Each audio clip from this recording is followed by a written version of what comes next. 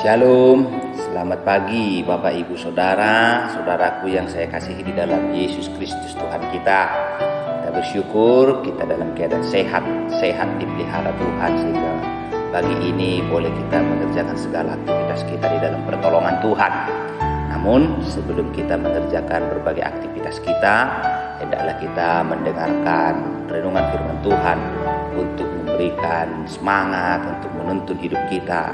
Karena kita yakin bahwa firman Tuhan adalah air kehidupan yang menyegarkan setiap jiwa yang dahaga, yang merindukan Tuhan. Haleluya.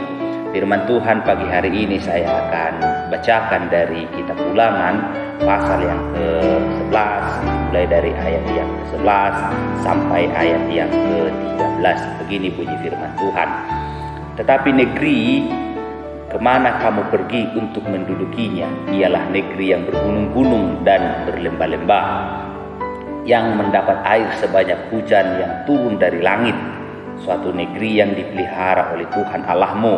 Mata Tuhan Allahmu tetap mengawasinya dari awal sampai akhir tahun. Jika kamu dengan sungguh-sungguh mendengarkan perintah yang kusampaikan kepadamu pada hari ini, sehingga kamu mengasihi Tuhan Allahmu dan beribadah kepadanya dengan segenap hatimu dan dengan segenap jiwamu. Di ayat selanjutnya, maka ia akan menurunkan hujan, memberkati dan seterusnya. Bapak Ibu Saudaraku yang dikasihi oleh Tuhan, ini adalah janji Tuhan kepada orang Israel ketika mereka hendak menduduki tanah yang dijanjikan oleh Tuhan atau tanah Kanaan.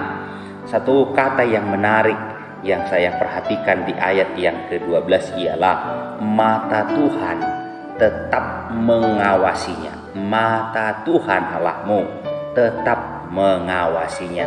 Mata Tuhan mengawasi. Tuhan berjanji bahwa Tuhan akan mengawasi daerah di mana orang Israel tinggal. Tuhan akan memperhatikan daerah di mana bangsa itu tinggal. Haleluya.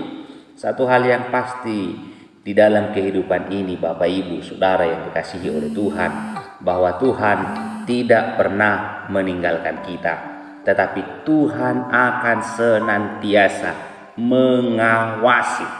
Ketika Dia menciptakan kita, membuat kita ada sebagaimana kita ada, Dia tidak pernah membiarkan kita.